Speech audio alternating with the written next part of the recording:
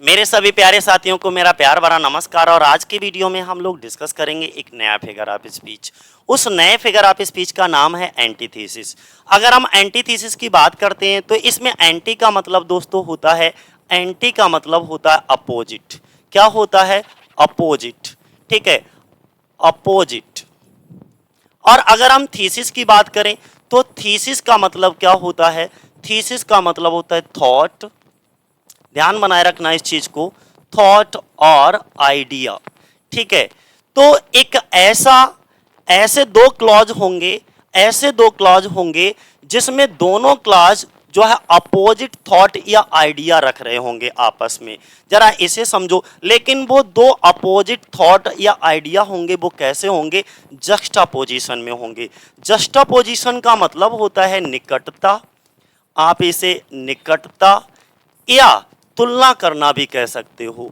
क्या कह सकते हो? तुलना करना। यानी कि अपोजिंग होंगे, एक दूसरे के विरोधी होंगे। ये दोनों जो क्लॉज होंगे वो have an opposite idea, opposite thought रख रहे होंगे। या इसको ऐसे भी समझ सकते हो, कंट्रास्टिंग आइडियाज होंगे इन अ सेंटेंस। किसी भी सेंटेंस में जो आइडियाज होंगे, जो विचार होंगे, जो थॉट होंगे, वो कंट्रास्टिंग होंगे, एक दूसरे के विरोधी होंगे। यानी कि इसमें टू क्लॉजेज होंगे, दो क्लॉज होंगे, लेकिन वो दोनों क्लॉज कैसे? Have opposite idea.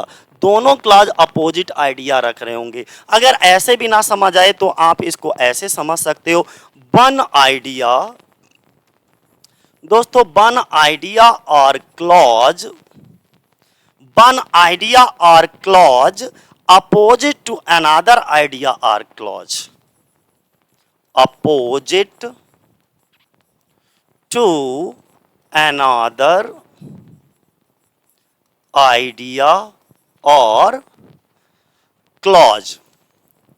ठीक है, ध्यान बनाए रखना इस चीज को। इन अ सेंसिबल और logical manner, in a sensible और लॉजिकल मैनर। ठीक है, लॉजिकल मैनर। इतनी बात विशेष ध्यान बनाए रखना। और अगर हम इसकी ट्रिक बताएं तो एक ट्रिक और हो सकती है यहां पर, यानी कि two words with opposite ideas. यहां पे क्या होंगे? टू वर्ड्स होंगे। ये ट्रिक के रूप में काम करेगा आपका। ठीक है, ट्रिक के रूप में two words have an opposite ideas, opposite ideas joined. लेकिन ये ज्वाइंड किससे होंगे? ये ज्वाइंड होंगे दोस्तों, ज्वाइंड होंगे बाय अ कंजक्शन, बाय कंजक्शन। ये भी ध्यान रखना। ठीक है, यानी कि दोनों भी जो है अपोजिट जो वर्ड होंगे, जो आइडिया होंगे, वो एक कंजक्शन से क्या करे जाएंगे? ज्वाइन किए जाएंगे। इतना ध्यान रखना। जैसे कंजक्शन, या आप कह सकते हो कॉमा। कॉमा भी कंजक्शन का ही काम करता है। कॉमा भी किसका काम करता है? कंजक्शन का ही काम करता है। देखो जरा ध्यान से, मैंने क्या बताया? When two words with opposite ideas are joined by conjunction or comma. ठीक है, चलो अब हम लोग पढ़ते हैं इसको एक एक करके, कि आखिर एग्जाम्पल के थ्रू समझने का प्रयत्न करते हैं। चलो देखो, सबसे पहला ही एग्जाम्पल, एक प्यारा सा एग्जाम्पल दे रखा है आपके सामने।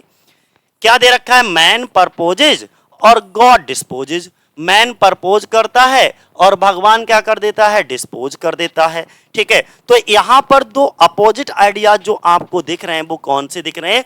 परपोजेज और डिस्पोजेज। ठीक है, ये दोनों एक दूसरे, देखो क्लॉज, एक क्लॉज ये हो गया और दूसरा क्लॉज ये हो गया, और ये कॉमा से जुड़ा हुआ है। और ये दोनों क्लॉज एक दूसरे के अपोजिट हैं, लेकिन इसमें एक सेंसिबल या लॉजिकल मैनर में रखे गए हैं। बस इतना ध्यान बनाए रखना। ठीक है, जैसे to err is human, to forgive is divine. ये टीजीटी 2001 में पूछा गया कि गलती करना मानव का स्वभाव है और माफ करना भगवान का। ठीक है, माफ कर देना भगवान का। ये बात विशेष ध्यान रखना। क्या कहा गया है? यहां पर गलती करना जो है वो मानवीय स्वभाव है, और क्षमा कर देना वो कैसा होता है? दैवीय, यानी कि भगवान वाला स्वभाव होता है। तो गलती करने से माफ करने वाला बड़ा होता है, आप इसे ऐसे भी समझ सकते हो।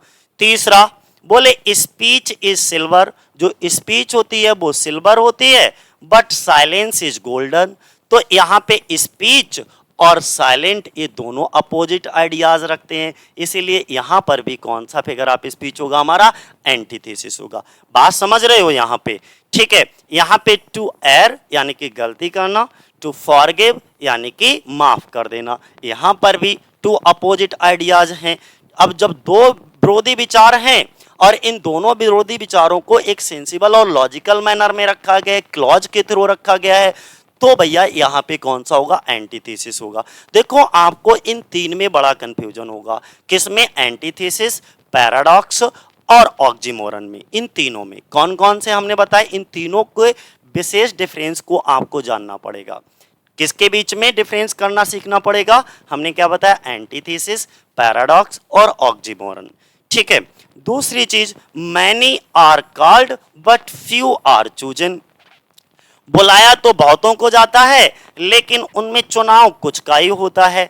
तो देखो मैनी यहाँ पर बहुत है और फ्यू यानी कि ना के बराबर, तो ये दोनों अपोजिट हैं, और जब दोनों अपोजिट हैं और एक क्लॉज के थ्रू यानी कि या कामा के थ्रू इनको क्या करा गया है, जोड़ा गया है। तो हमने ये जो ट्रिक बताई थी आपको, या तो कोई कंजक्शन वर्ड से ये दोनों क्लॉज जोड़े जाएंगे या कामा के थ्रू इन दोनों क्लॉज को जोड़ा जाएगा, और दोनों क्लॉजेस के बीच में क्या होगा, एक अपोजिट आइडियाज या अपोजिट थॉट आपको पाए जाएंगे सेंसिबल या लॉजिकल मैनर में। तो वहां पे हमारा क्या होगा, एंटीथेसिस फिगर ऑफ स्पीच होगा। ठीक है, दूसरा अगला कई सारे एग्जांपल है, आप यहां से देख सकते हो। फिर उन्होंने क्या, मैन, ये तो हो गया आपका, देखो man are cruel but man is kind, यहाँ पे क्रूअल और काइंड ये दोनों अपोजिट हैं, और इसको कंजक्शन वर्ड के द्वारा देखो एक जोड़ा गया है। दोनों क्लॉज को किससे जोड़ दिया है, कंजक्शन वर्ड से। तो ये एक ट्रिक के रूप में काम करता है जिसको आप आसानी से समझ सकते हो और पहचान भी सकते हो कि इसमें कौन सा फिगर ऑफ स्पीच है। क्या बताया, एक कॉमा ध्यान बनाए रखना और दूसरा कंजक्शन वर्ड ध्यान रखना, दो क्लॉज और दोनों क्लॉज एक दूसरे में अपोजिट आइडिया या अपोजिट थॉट रख रहे होंगे, लेकिन वो अपोजिट आइडियाज या अपोजिट थॉट सेंसिबल या लॉजिकल मैनर में रखे गए होंगे। ठीक है, ये बात विशेष ध्यान रखना। ठीक है, well begin is half done, कहते हैं अगर शुरुआत अच्छी होती है तो आधा काम वैसे ही समाप्त हो जाता है। ठीक है, फिर यूनाइटेड भी स्टैंड, डिवाइडेड भी फॉल, यहां पर यूनाइटेड और डिवाइडेड एक दूसरे के अपोजिट हैं, यानी कि अगर संगठित हम रहेंगे तो हम कुछ भी कर सकते हैं, और अगर हम डिवाइडेड हो गए तो हमारा पतन निश्चित है, यानी कि यूनाइटेड भी स्टैंड, डिवाइडेड भी फॉल। तुमने देखा होगा बहुत सारी इस पे हमारी मोरल स्टोरीज भी पढ़ाई जाती हैं हमको कि एकता में शक्ति होती है, इसीलिए संगठित रहिए, एकत्रित रहिए। ठीक है, उसी सेंस में इसको बोला गया है। और 13 नंबर पे a jack of all trades but master of none. ठीक है, जैक ऑफ ऑल ट्रेड्स ये एक प्रकार का इडियम है, मुहावरा है, जिसका मतलब होता है हरफन मौला, यानी कि वो थोड़ा बहुत काम, हर एक काम जानता है लेकिन मास्टर किसी में नहीं होता। जैसे ऑलराउंडर कह सकते हो इसको, जैक ऑफ ऑल ट्रेड्स को क्या कह सकते हो, ऑलराउंडर। यानी कि जैसे आपने मैच में देखा होगा कोई भी खिलाड़ी हमारा ऑलराउंडर होता है, तो वो विकेट कीपिंग करने की बारी आ जाए तो विकेट कीपिंग भी कर लेता है, फील्डिंग भी कर लेता है अच्छी। ठीक है, और इसके बाद अगर बॉलिंग करने की बारी आ जाती तो वो बॉलिंग भी कर लेता है। तो ऐसे खिलाड़ी को हम ऑलराउंडर कहते हैं। That means jack of all trades है, यानी कि थोड़ा बहुत वो हर एक काम जानता है, बट मास्टर ऑफ नन, लेकिन मास्टर नहीं है किसी भी काम में। ठीक है, परफेक्ट नहीं है। अगला अगर हम बात करते हैं, नेक्स्ट क्या है हमारा, उन्होंने कहा one man food is another man's poison, एक आदमी के लिए वो क्या है, फूड का काम करता है, और दूसरे व्यक्ति के लिए वही चीज क्या है, एक जहर का काम करती है। हर एक व्यक्ति की जो बॉडी रिक्वायरमेंट होती है वो अलग अलग होती हैं। मे बी पॉसिबल वही चीज हमारी बॉडी के लिए जो है नुकसान कर जाएगी और किसी के लिए वो फायदा कर जाएगी, तो उसी सेंस में बोला जाता है। अगला क्या है, माई चीक्स ग्रो कोल्ड, मेरे गाल जो हैं वो कैसे हो गए, cold, with the warm air, अच्छा एक बात बताओ, जब लू चलेगी, जब गर्म हवाएं चलेंगी, तो ये कोल्ड हो सकते हैं? नहीं ना। तो यहां पर भी टू अपोजिट आइडियाज को एक ही सेंटेंस में रखा गया है, बट लॉजिकल और सेंसिबल मैनर में। ठीक है, our lose is your gain, यानी कि हमारी हार ही तुम्हारी जीत है, हमारी हार ही तुम्हारी जीत है। ये बात समझ रहे हो? तो यहां पर लूज और गेन ये दोनों अपोजिट हैं, और जब दोनों अपोजिट हैं, एक ही सेंटेंस में दो अपोजिट थॉट रख दिए गए हैं, तो वहां पर भी कौन सा फिगर ऑफ स्पीच होगा? हमारा एंटीथेसिस होगा। अगला, hope for the best, prepare for the worst.